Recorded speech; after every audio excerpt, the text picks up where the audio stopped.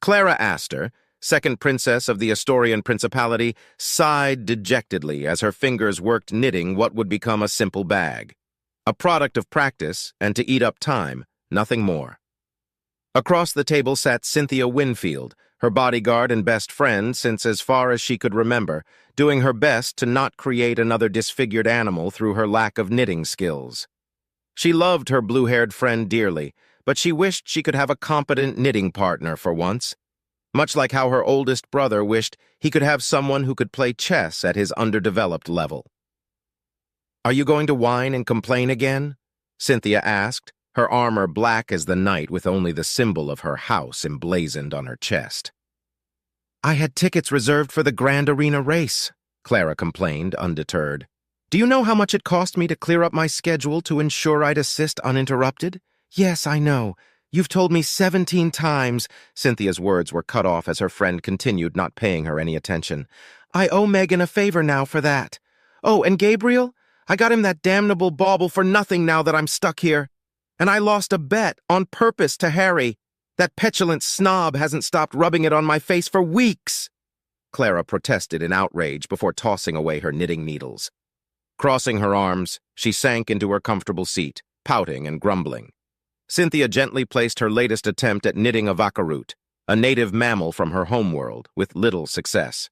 Then she addressed her sulking friend. "The prince himself has dispatched you in his name while he tends to other matters, Clara. You are acting with his authority and power. Do you not appreciate the trust given to you?" Clara rolled her eyes. "Of course I appreciate that my father has faith in me, Cynthia. But why couldn't he send a representative, a diplomat, or Megan for once? Or Alexander? He needs to get his face away from his books and the training chambers as it stands. Why did he send me to oversee this? Whatever it is." "Have you not even read the information package Redford sent you? Not even through data stream input?" Cynthia asked, eyes narrowed in disapproval. "Why should I? Uncle Redford is going to take care of the negotiations. I'm just going to be there as part of the royal family and be my father's replacement. Nothing more than a silent figurehead that everyone can gawk at and pretend to respect." She sighed again. "I wanted to watch the race live."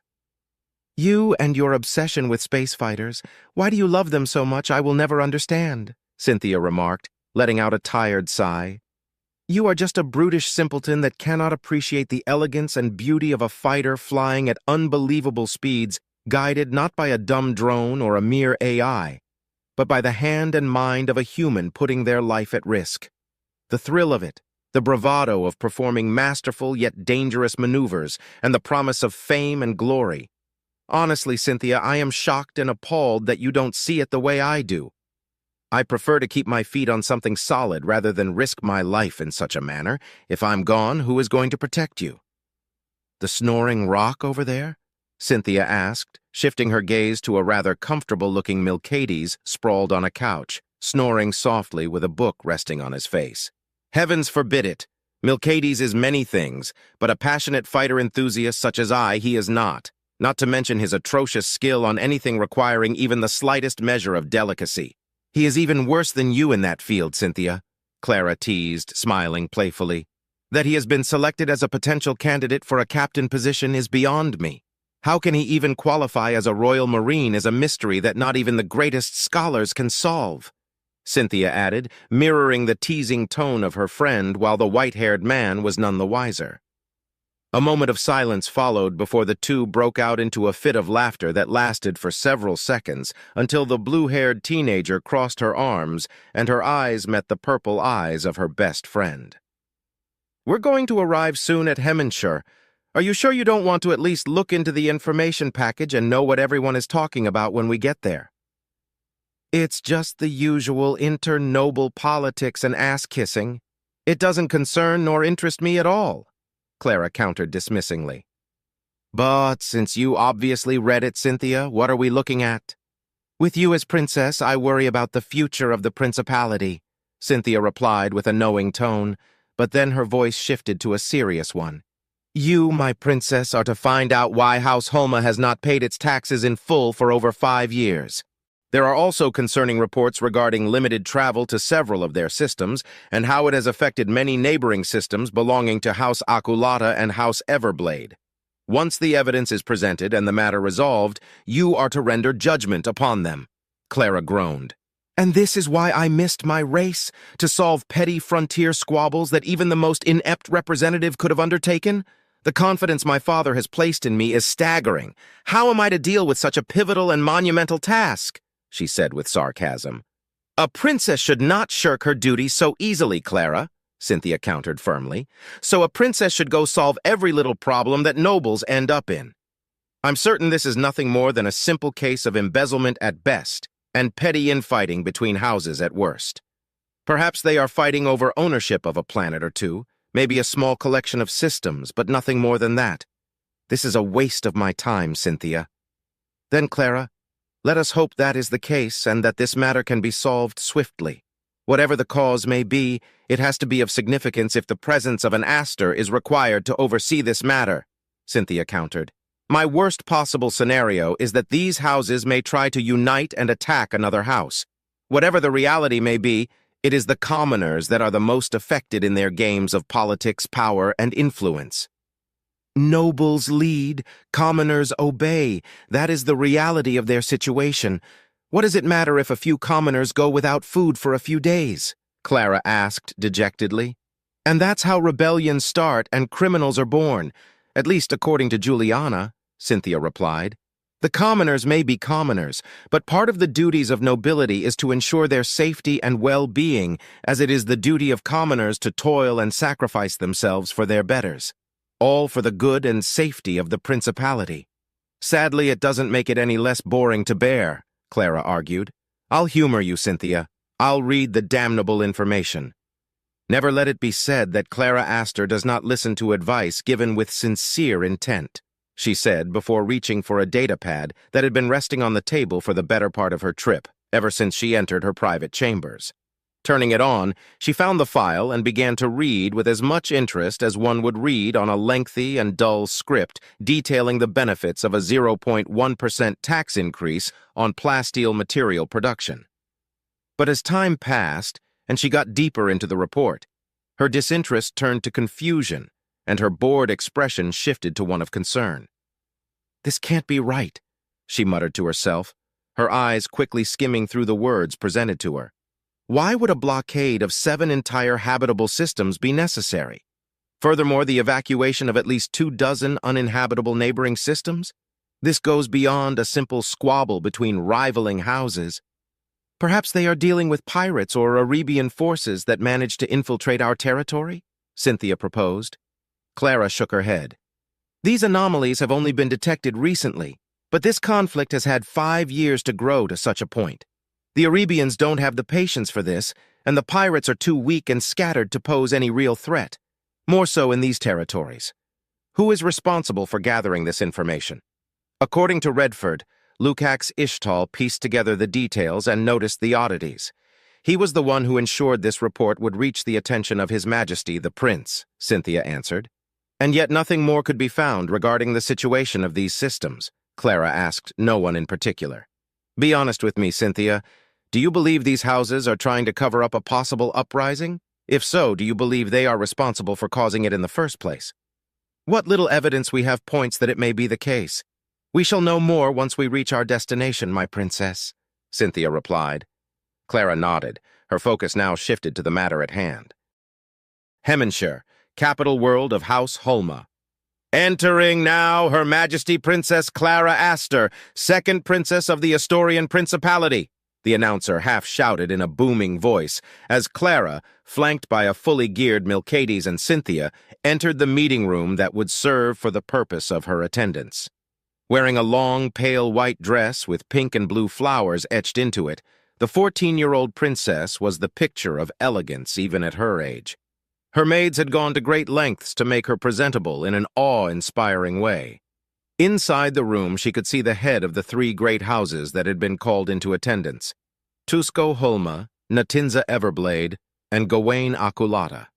She had not expected to see several other members of their respective houses and even members of minor houses that were apparently also involved in the situation in one way or another. They were all sitting in separate booths as their personal guards stood watch. On the other side of the room sat Commander Redford Kalen, with 6 Royal Marines already in formation, maintaining their silent vigil. They all rose to their feet when she entered the room and only sat down after she sat next to Redford on a slightly elevated throne, a reminder of her position of authority. Her nervousness was visible, her heart was racing, and she was afraid she was going to make a fool of herself. Every lesson learned about etiquette and royal protocol left her mind before the judging gazes of the nobles examining her intently. Still, she found her lacking courage and opened her mouth to speak. I, Clara Astor, shall bear witness to these proceedings. Under the authority of my father, the prince, I will tolerate no falsehood spoken, and my judgment shall be just, she announced, with a slightly shaky voice, but it seemed to be enough to satisfy everyone present. Congratulating herself for it, she turned to the man who was like family to her uncle in all but blood, and nodded. The strong older man stood up once more, his graying hair indicating his age and experience. Looking about the room, he frowned. I do not see any representative from House Vintha. Are they delayed? My apologies, Commander Redford, but they will not be joining us. Their representative, heir apparent Itogel Vintha, left hours before your arrival. Some crisis within his house has called his attention elsewhere. I see. This will be noted and recorded, Redford said and turned to Milcades. Words were exchanged through a link, and the man left the room wordlessly a few seconds later. Clearing his throat, the commander continued. Be that as it may, we cannot wait for someone who will not be joining us. Let us commence this inquiry.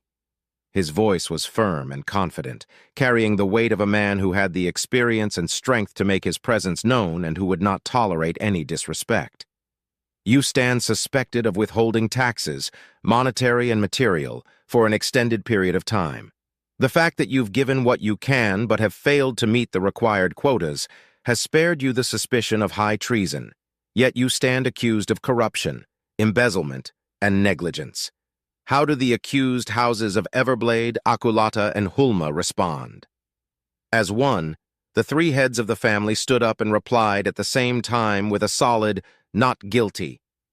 What followed were 3 long hours of dull accusations and attacks between the present houses, blaming each other for their collective misfortune and putting the blame on their enemies. Whatever little evidence was presented was insubstantial, situational, and ultimately proved nothing. In any other situation, Clara would be hard-pressed to remain awake or even put the minimum amount of interest in the proceedings, but in this case, her suspicion grew with each minute that passed. The squabbling was exactly like what she predicted it would be, pointing fingers and no one willing to take the blame, evading to answer the real questions for as long as possible, and building a narrative that favored each of them. But something about it feels wrong. It's almost as if they are reading from a script I cannot see. There are no unexpected outbursts of rage. It is like watching a theater play where all the actors know their roles and are trying to put on the best convincing act they can muster, Clara thought, as yet another rant from Tusko Hulma was escaping his throat, promising to hurt her ears with his irritating voice. Choosing to cut him off, she stood up and the room fell silent for several seconds. My princess? Redford asked in a tone that to anyone else was merely respectful, but Clara and Cynthia could detect the concern in it. I tire of your empty words that guide us nowhere. My father, the prince, entrusted me with his authority to uncover what is happening in the systems you have blockaded. I have no interest in knowing your woes or in solving your disputes. Her frown deepened. Speak truthfully now. Why are those systems blockaded, and why did you see fit to evacuate neighboring systems? My princess, Gawain Akulata, the vivid image of an indulgent noble, began. Perhaps you are far too young to comprehend the delicate proceedings of nobility. You demand that we answer, but we've been answering those questions from the start. Do not take me for a mere child despite my age, Akulata, Clara snapped back, and Cynthia took a step forward. The sight of a black-armored young girl only 13 years old taking a menacing stance would be comical under any other circumstance, were it anyone else but a Winfield who made such a display. I can see the play you are orchestrating, and frankly, I applaud your acting talents. Perhaps entertaining performances is your true calling. She insulted with a clear and firm voice, her nervousness gone. You dare accuse us, the heads of our houses, of lying to you, your majesty? We, proud sons and daughters of the principality and loyal vassals of our liege, the prince? Natinza Everblade countered, her beautiful long black hair gleaming unnaturally. Clara faltered for a moment, but only for a single breath before she replied to the brazen provocation. I question not what is plainly seen. Now answer me. Why have those systems with valuable habitable worlds that fall under your protection and care being ignored and blocked? Your tithes have suffered because of it. Why? What is the reason for your apparent complacency? The room remained silent as she studied every noble in the room. Some were nervous now, shifting uncomfortably, while others met her gaze with iron determination. Your princess is awaiting an answer! Cynthia barked the command, making all flinch at the volume she used and the power behind each word. My princess, I assure you, you have nothing to worry about. The unjust blockade set by House Everblade was set in motion after House Akulata failed to deliver on its promises. My house has been striving to end this conflict, even if we have involved ourselves too deeply in what was a conflict of no importance. It is as you say, your majesty. These matters fall upon our houses and that of our vassals and banner houses to solve. We were at the cusp of solving this matter before the intervention of House Astor was required, Tusco Holma replied carefully and eloquently. House Everblade is more than prepared to make up for the missed tithes in due time with the expected interests, claimed Natinza Everblade with the poise of a high and mighty noble. That goes triple for House Akulata, my princess. Let us handle our problems and be out of your hands. Why must you sully yourself with a conflict that is beneath someone of your status? Said the obese Gawain Akulata, his tone sweet and his words tempting like the finest of wine. For a moment Clara considered their offer. She could easily declare them innocent and give them time to solve their problems and be on her merry way back home. With any luck, she may be able to clear her schedule in time before the Grand Squadron tournament takes place. Gawain spoke truthfully. Their petty squabbles were beneath her, and she cared not for their struggles. But again, something felt wrong. They had sided with her without reproach. They had groveled in all but actions to adulate her, tempting her to end the already lengthy and boring trial. Then why was she unsure to end it and let them handle the problem? They claimed they were close to solving it as it was. No! The word came out of her lips on its own, and her posture became like the unflinching hull of a starship. You will not have your way. Not while I remain here to listen. Answer me. Why was the blockade needed? Has a rebellion sprung due to your poor management, and in your desperation you decided to contain it using your house vessels instead of calling forth the Royal Navy? What are you hiding from me?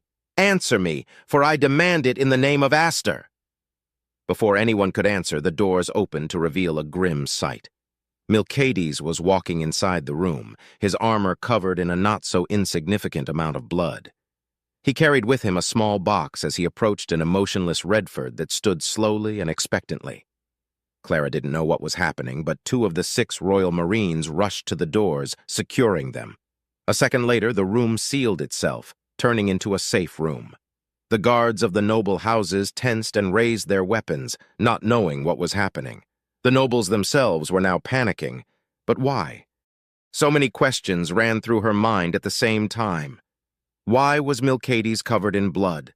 Why had he left in the first place? What was it that she didn't know? Had her beloved uncle kept something away from her? Why were the nobles looking with fear-filled eyes at the box Milcades was carrying?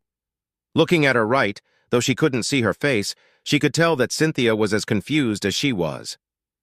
Itagol Vinthe is dead, Milcades said as he handed the box over to Redford. He and his entire entourage were slain. I was able to recover it before it was destroyed. It is not what you feared, Commander Redford. It is much, much worse. Clara stiffened at the tone her friend had used. There was so much vitriol and hatred in his words that she couldn't comprehend what had caused the usually relaxed and easygoing Milcades to change so drastically. She couldn't see his eyes thanks to his helmet, but when he turned to the gathered nobles, she felt his burning glare with the intensity of a burning star. "Kill them!" Gawain ordered, but his guards stood dumbfounded at his command. Even his fellow househeads looked at him in puzzled horror. "Kill them all before they doom us all!"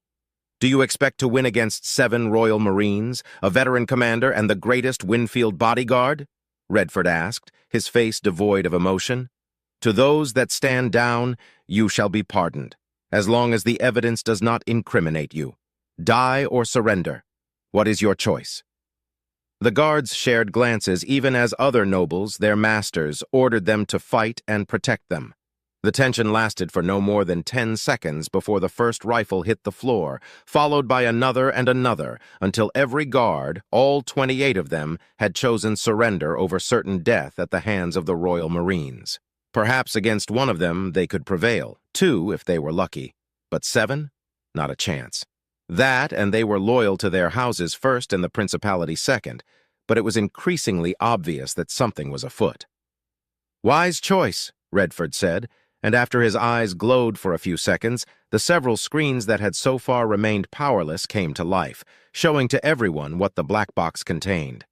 Clara's eyes went wide and she stumbled back into her throne when the first images appeared. If you chose not to listen to the last chapter, here is a much less descriptive summary. Clara's eyes were overwhelmed by distressing images of devastation and suffering. She saw scenes of people afflicted by a mysterious illness, with guards in hazmat suits eliminating the infected. Parents tried to protect their children who were also affected. As the scenes played, many in the room, including Cynthia, were visibly disturbed. Clara, standing near the largest screen, demanded an explanation from the noble heads, who remained silent. Redford admitted he had expected a rebellion, but not this unimaginable horror. Clara questioned why the Royal Navy hadn't acted sooner if a rebellion was suspected. Now, let's continue with the next part of the story. "We only suspected it. We had no solid evidence, and everything pointed more to be a conflict between houses," Redford replied. "If something must be praised about what they've done, then it is their containment of information and the manipulation of events to disguise their real intentions for something trivial. That is, until House Vinthe, or rather, the now-deceased Itogl Vintha, couldn't contain his guilt anymore and was ready to reveal the truth. He contacted Lukacs Ishtal and delivered him pieces of information that led us to conclude that a petty squabble was unlikely." The veteran commander sneered at the screen for a few seconds before continuing, every noble present glaring at him while Clara tried to comprehend everything he was revealing. "By the time Lukacs discovered the blockades, my fear that houses Akulata, Hulma, and Everblade were preparing to try and strike a successionist coup was laid to rest, replaced by the fear of a commoner revolt snatching those systems away from their control grew. I knew I had to see this matter personally and discover the truth."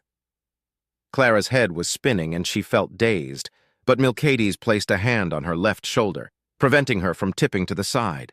Latching onto his arm for support, her gaze set on the man she loved as family. "Why? What was the point of putting such theatrics? Why didn't you tell me anything, Uncle? Why was I sent here in the first place? If what you feared was true, shouldn't my father be present?" Redford sighed deeply. "My princess, His Majesty, the prince had other more crucial matters to attend to. He thought that, if a rebellion was at play, then the experience gained through witnessing the proceedings and letting you voice your judgment under his authority would do you tremendous good. Sadly, my princess, this is far, far beyond what even I could have conjured in my cruelest imaginary scenarios." He paused for a moment and his expression softened. "I chose not to tell you the truth of my mission and intentions, due to your inexperience, Clara." In other words, I'm incompetent, Clara thought, reading through the lines and the unspoken soft insult her uncle had labeled upon her. She should have been angry and outraged at the slight of her honor and dignity. But was he wrong? When had she done anything through her own initiative that wasn't a move to satisfy her own interests? She fulfilled her lessons and learned them well, but hardly put them to practice. I really am an incompetent fool, aren't I? "Please, Lord Kalen, listen to us," Tusco Hulma pleaded, finally breaking the silence he and his fellow nobles held. "We are loyal to the prince and the principality. What we did, it had to be done. There was no other option." "Silence, you curs!" Cynthia, now recovered, stepped forth angrily, a sword gripped tightly in her left hand. You attacked the second princess of the Astorian Principality, and yet you claim loyalty? You are already traitors for that act alone. My princess, give the command and their heads shall roll. What does a child know about life? Gawain Akulata retorted angrily. Had you been in our place, you would have done the same to preserve your standing and the honor of your houses. He turned to Redford, pointing a finger. Have our houses not paid more than what the tithe dictates in past years? Coffers and bank accounts were fattened by our labor and prosperity. All that is moot compared to your attempted assault upon an Astor, Redford countered with a snarl, but then closed his eyes and exhaled deeply. But you are correct in one regard. Years prior, you began experiencing an economic boom, and your houses indeed paid their tithes with great additional interest. It is that very reason why it has taken 5 years for us to respond to your precipitous shortcomings in the payment of your tithes. Whatever standing and gravitas you bought have been expended, and now you have sealed your doom. Speak. Who is responsible for this? The Arabians, Natinza Everblade replied after a short moment of silence. Her tone was weak and hurt. They launched a fabricated virus upon several of our worlds through covert assaults. Clara felt anger rise within her chest at the revelation. The Arabian Commonwealth had always been a threat to the Principality since Julius Astor founded it. They were conniving and scheming, and certainly not above using biological warfare. They had done so before, but never so cruelly or to such an extent. She was about to condemn the Arabians when Redford spoke first. That is a blatant lie, Redford snapped back. The Fifth Fleet has not reported any unusual movements from the Arabians. No infiltration attempts, no covert operations, no pirate incursions coming from their space. I will admit that the possibility stands for some agents to slip past our intelligence forces, but why would they attack low-tech worlds from across the Principality? That aside, I doubt that even the Arabians could unleash something so terrible upon anyone. Tell us the truth. Clara was both astonished by Redford's words and angered by the attempt at manipulation Natinza had performed. With her veil uncovered, she didn't bother to hide her frustration as her mind raced in search of an answer. For a moment, she wondered how many of them would draw a concealed weapon in a vain attempt to fight back. Several seconds passed, and no other answer came. Very well, you've brought this upon yourself. Cynthia, your princess needs you, Redford ordered and glared at the nobles. I am willing to pardon the first one to tell me the truth and nothing but the truth. I have a royal pardon with me, signed and sealed by the prince himself. I had hoped to not use it, but you left me no choice. Speak now, or the information will be extracted from you by any means necessary. I assure you, you do not wish to learn what a Royal Marine is capable of doing to you to fulfill their mission. I'll talk, Tusko Holma cried out not a moment later. Treacherous rat! Traitor! 1,000 curses upon your house and your bloodline! Tusko let out a throaty laugh as his compatriots glared death upon him. I'll take your hatred and your pointless curses over the death of my house! What makes him so sure that the truth will spill the end of their houses? Clara asked herself as Cynthia took Milcady's side. The Royal Marine was ready to interrogate Tusko and anyone else at the word of the veteran commander should they not comply. Speak, came her order. Her heart was beating fast. Dread and horror mixed with anger, outrage, and disbelief to create something she had no words for. She turned to the screen again, wishing she hadn't done so, for she saw 2 medics extracting samples from barely living subjects. Speak, she commanded firmly, turning to face Tusko Holma. Falling to his knees, the head of House Holma threw away all sense of dignity as he began to talk, his eyes set upon the princess. The other nobles wanted to talk, interject, or beat the man to death, but 4 Royal Marines with their rifles trained upon them prevented them from doing anything of the sort. Tusko Holma would be heard, and only after they would be allowed to counter anything he confessed to. My princess, I am but your humblest servant and a loyal son of the Principality. Trust me when I say that House Holma has done everything in our power to prevent that from spreading across the Principality without control. We have been your staunch guardians, holding back the horror of this plague unleashed not by human hands, Tusko began, groveling shamelessly. Everything in your power? Clara asked, as the tremor of a scream tickled her vocal cords. Barely contained from being unleashed, she pointed at the scream with a shaky arm. Gunning and burning down your subjects is all your power can do. Cities burned, villages wasted, and settlements devastated. This has been going on for years, hasn't it? How many people have died so far? Why have you not asked for help or reported such an outbreak? Tusco lowered himself even more, but he couldn't contain a scoff from escaping his lips. My beloved and benevolent princess, you must understand, to have such an outbreak and be unable to contain it. My house would be shamed beyond belief. The blow to our status alone would put at risk our hold on our territories.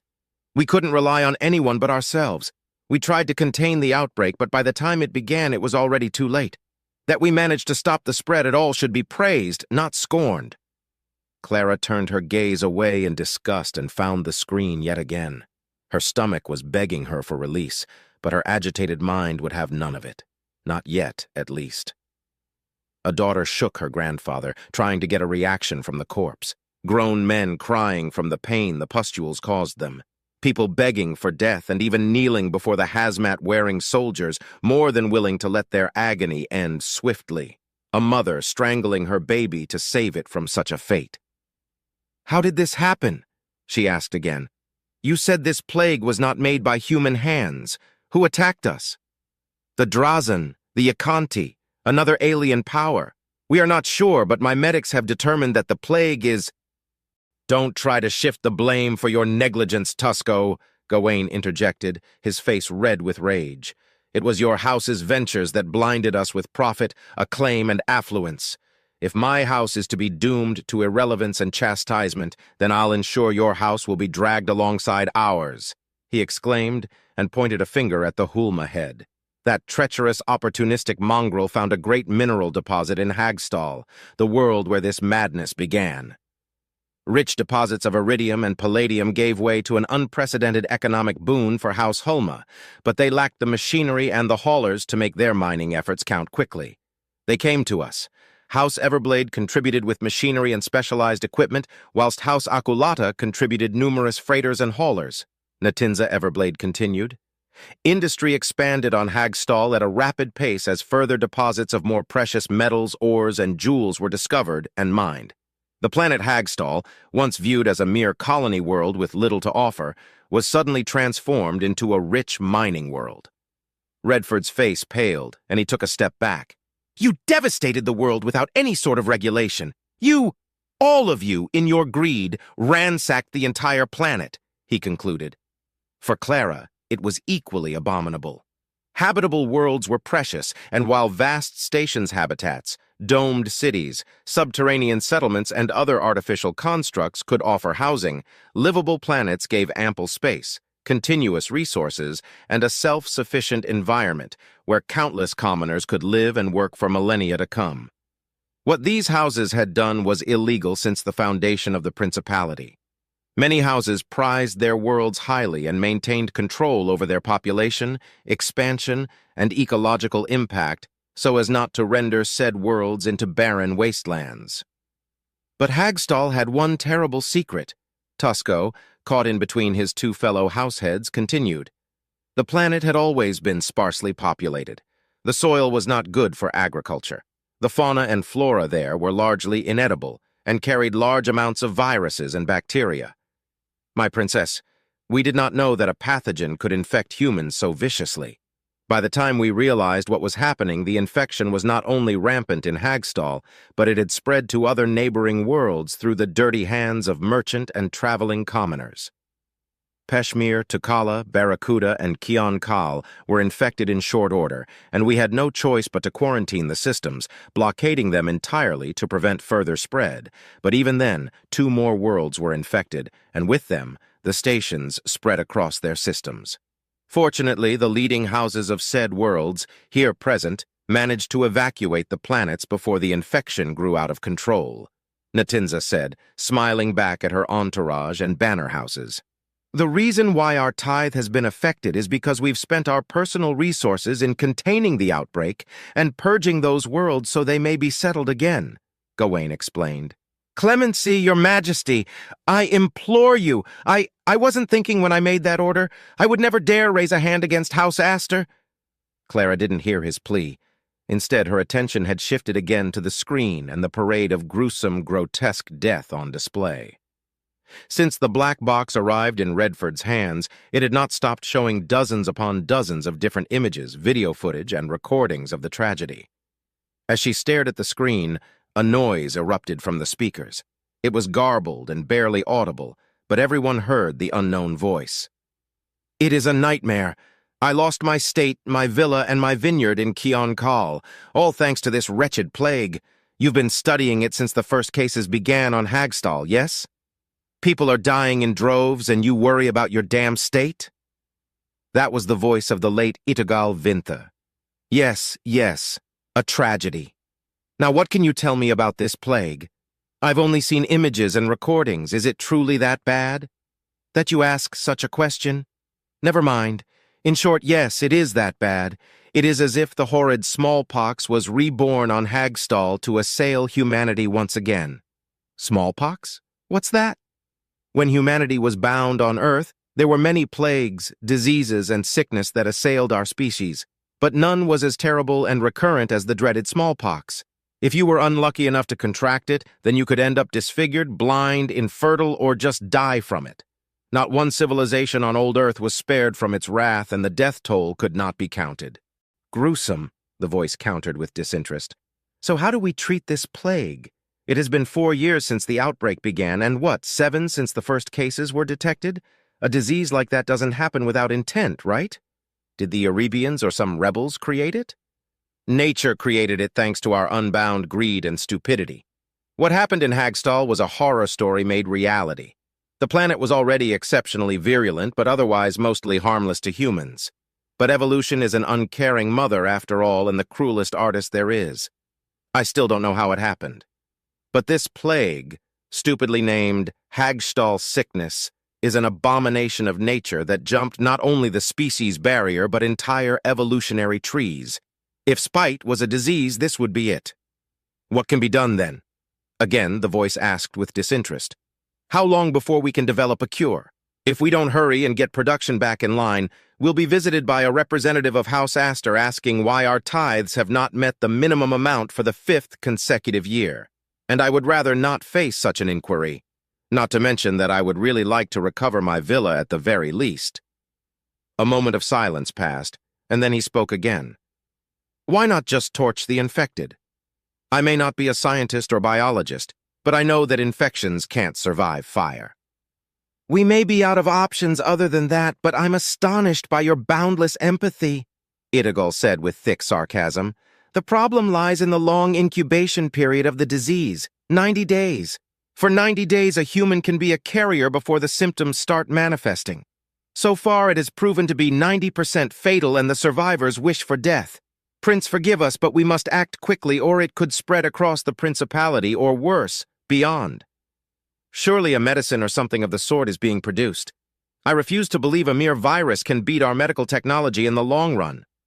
Perhaps not, but the virus mutates at a staggering pace. By the time we have a vaccine ready, it is useless for mass production and application. So far, we've managed to reduce the fatality rate to 50%, but it is not enough. This tiny monster can transfer through contact, fluids, water, and air, and we helped create it. With that, the recording ended. You fled and left your subjects to die? Clara's question cut through the silence like a hot knife through butter. Huh? Tusco muttered stupidly. My princess, we had no other choice. The reputation and honor of our houses were in danger. If we fell, who could contain this outbreak? He reasoned. We may not earn your gratitude, your majesty, but I can assure you that the tithe will be paid soon. Everything owed shall be accounted for. We just need more time to cleanse the infected worlds and gather a new working force. Our mistake was to push too many commoners at once and extend their working hours to maximize our resource output. It shall not be repeated. Upon House Hulma's name, I swear to you, we shan't fail his venerable and most benevolent majesty, the prince. Clara's jaw opened, trying to formulate a word, any word to reply to his statement, but none came out. Her heart was racing hard and fast. She could hear it pumping against her ears, and the fire in her belly was now an inferno. "You think I care about mere credits?" she shouted, finding her voice amidst the turmoil inside her heart. All the nobles present looked confused by her question. They couldn't comprehend why she would care about anything else. "You destroyed a world, sparked the spread of an unknown plague, kept it a secret for years upon years, and you betrayed your subjects, fleeing like cowards while they died like that!" she screamed, pointing at the screen. "How can you talk about profits and honor and the legacy of your houses when people are dying and the principality is at risk for something you caused? How many people have died so far? How many?" Silence reigned for what felt like an eternity, and only the ragged breathing of the princess pierced through until Tusco answered. "Your Majesty, why do you care?" he asked, genuinely puzzled. "They're just commoners. Their lives are expendable and of little value. They can be replaced. Our noble and royal blood cannot. They don't matter as long as those truly deserving prosper. Nobles lead, commoners obey. That is the imperative of the principality. What does it matter if a few commoners die for their betters?" Clara's eyes widened, and the world around her became white noise. Tusco Hulma had spat at her face her own words without him knowing it. Why did she care? She had never cared about the commoners before. They were just there, like always, ready to serve the principality and the nobles above them. She was of royal blood. She was an Astor, a princess. Better, beautiful, wealthier, educated. They were all beneath her. To get a glance from her was a privilege. "How many have died?" she asked softly. "According to our last estimations, 5.7 billion commoners. Among the casualties are also included at least 100 lesser houses and 2 minor houses that refused to evacuate," Natinza replied solemnly. "A tragedy that so much noble blood was lost." Clara stared with her vibrant purple eyes at the nobles and saw herself reflected in them. Her heart was racing, her muscles ached, her lungs burned, and her senses were in complete disarray. That day, Clara Astor discovered what hatred felt like. "Kill them," she whispered. "Clara?" Redford asked, having heard the command of the girls he loved as a niece. But when she turned to face him, he took a step back in shock. She was crying. Her expression was twisted and furious, and her fists were clenched, her royal blood dripping onto the floor. "Kill them! Kill them all!" Clara cried out. The nobles who were the source of her hatred were too stunned to protest. "All of them! The ones here, their families, their branching bloodlines, from the oldest to the youngest. I want them all dead." "Clara, please, calm." Redford tried to contain the fury of the raging princess, but it was for naught. With a motion of her hand, she ordered him to remain silent, and so he did out of instinct and training. "In my name and under the authority bestowed upon me by my father, the prince, I, Clara Astor, hereby order the immediate death of every member of House Hulma, House Everblade, House Aculata, and their associated vassal and banner houses. I hereby declare a purge of these houses and declare them sworn traitors and enemies of the Astorian Principality. My order is to be carried out immediately." "You can't do that," Gawain protested. "You are but a mere child. You have no author." His words died in his throat as his head was divorced from his neck. "Father!" a voice cried out. Defend yourselves or die! Please, I don't want to die! Mercy! Mercy!" The gathered nobles began to cry out. Some, the boldest among them, charged at the Royal Marines only to be cut down with laughable ease. Those who begged for mercy or were too busy soiling their pants were slaughtered without remorse one by the hands and sword of the young Cynthia Winfield. Even the guards found no mercy in her blue, cold eyes. While Cynthia butchered the rest of the nobles present and the screams of pain and supplications for clemency died out one by one, Clara stared down at a shaking, crying Tusco. "We'll fix your mistake," she declared in no uncertain terms. "For all the lives you squandered, for all the mere commoners." She spat the words, hating them with the same intensity she hated the man trembling in fear before her. "You recklessly abandoned and purposefully left to die. I shall ensure the legacy of your house prevails throughout the ages. While the rest shall be expunged, and their records erased, your house shall live in infamy forevermore. From now on, this plague shall be known as the Hulma smallpox, she said, and then grabbed the man's throat. Long may it be remembered, she said, and with a powerful push that her otherwise frail frame should not have, she sent Tusko Hulma back a few meters, only for him to be decapitated by her bodyguard, who was now drenched in blood. Her black armor couldn't be seen under the gore and viscera that marked her gruesome task. The room fell into silence again, and Clara stared at the screen for several minutes, taking in every detail until it finally ended, with a simple message from Itagal Vinta saying he was sorry for being a coward, and hoping the information reached Commander Redford Kalen's hands in time before he was killed. In the end, Itagal died, but his message and the evidence were conveyed. With a heavy sigh, Clara turned to Redford, feeling beyond drained emotionally, physically, and psychologically. But she was not done yet. Find every last member of their houses, all of them. Not one shall be spared. Send assassination orders throughout their territories. Anyone sheltering survivors shall also be executed. Put bounties on their heads. Ensure every single last one of them is dead. I don't care if they're babies or still in the womb. None shall be pardoned. Not a single one.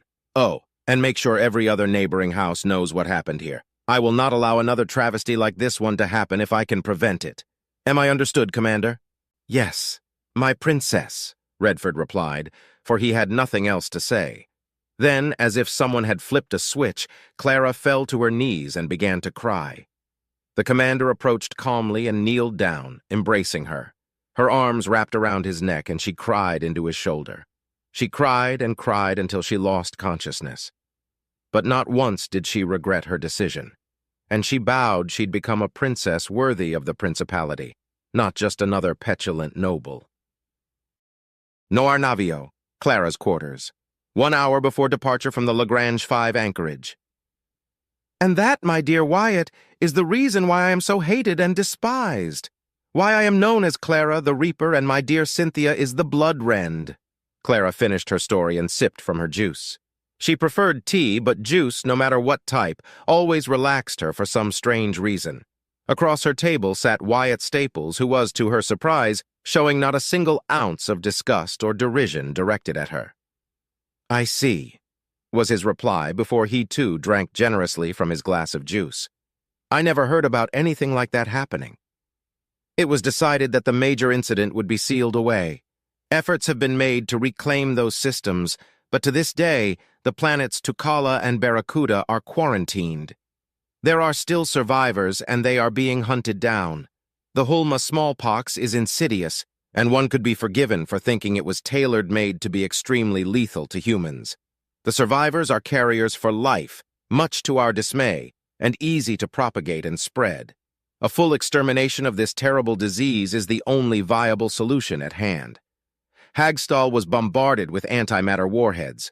The risk of something like the Hulma smallpox being born there was too great to even consider resettlement at some point. In the end, 6 billion people died of it. 6 billion, she said with contempt and closed her eyes. Clara, I don't understand why and Cynthia are hated. You killing those nobles seemed to me like justice for all the lives they ended through their actions, Wyatt said. Wyatt, Clara extinguished 3 great houses and 18 minor houses with but a command. In less than 2 weeks, every last member of those houses were dead. Some even turned into pirates. Rather, they tried to. But nobles aren't loved by pirates, and they finished those that tried to escape, Cynthia replied before taking a large gulp from her glass. The other houses cared not for the charges. They only saw a royal purging the nobles who had displeased her and her bodyguard who carried out her orders. After that, I immersed myself in my studies more than ever. I saw the error of my ways. I was once a stupid, self-centered blue blood. I like to believe I'm no longer that foolish girl. Do you know what nobles lead, commoners obey truly means, Wyatt? Clara asked, curious to hear the sincere but mundane answer of her endearing friend. Wyatt thought for a moment before giving his answer. It means that nobles know what's best and that we commoners should listen? Clara giggled upon hearing his answer, and Cynthia chuckled. No, Wyatt, far from it. It is something that most nobles have forgotten or twisted to fit their needs. Then what does it mean? Wyatt asked, confused. That's something I like so much about you, Wyatt. You are honest and sincere, straightforward in everything you do, and yet, at the same time, you can be deceiving, and very few could tell the difference. Even for me, it's hard to read you correctly, Clara thought, amused. It means that nobles should do what's best for everyone, and in turn, commoners are to support those decisions. Everyone can interpret it differently. Personally, I see it as a symbiotic relationship. Commoners work as the backbone of the principality and support their noble leaders.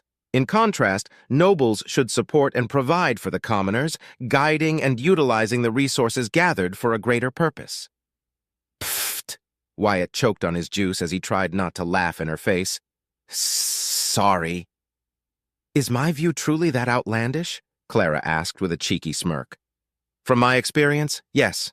Volantis doesn't have so bad, but from early on we're taught that a commoner must never disobey a noble and always show them respect. We are taught how to work, do things, and learn.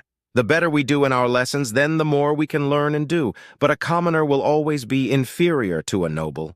Wyatt replied with a sad smile. The system has worked for millennia, so it must be correct. It shouldn't need to be so rigid and stagnant, Clara replied, then took a sip from her juice. That aside, you are still on time to leave the Nornavio, Wyatt. I won't force you to stay at my side now that you know being near me is paramount to a stain in your standing among other houses. One by one, my maids and ladies in waiting left my side, terrified to displease me and incur the destruction of their houses. I am feared and respected in equal measure, but never welcomed with open arms except by those closest to me. I'm not leaving, Wyatt replied in a serious tone. What do I have to lose if I stand at your side? Honor? Dignity? Respect? Those things are worthless to me. Standing? I have none to speak for, not I care for it. Influence or glory? Again, worthless to me. I shall do my duty and do as you command, Clara. You're my princess, my friend, and that is more valuable to me than the opinion of some nobles I've never met. Clara smiled at his answer. Then it is settled. Oh, I will have to order the chefs to bake more sweets just for you. Wyatt returned the smile. Now that I do care about. And thus, every pastry in the principality is in peril. Fear the glutton duo, Cynthia jested. Wyatt let out a laugh while Clara blushed. Shush you.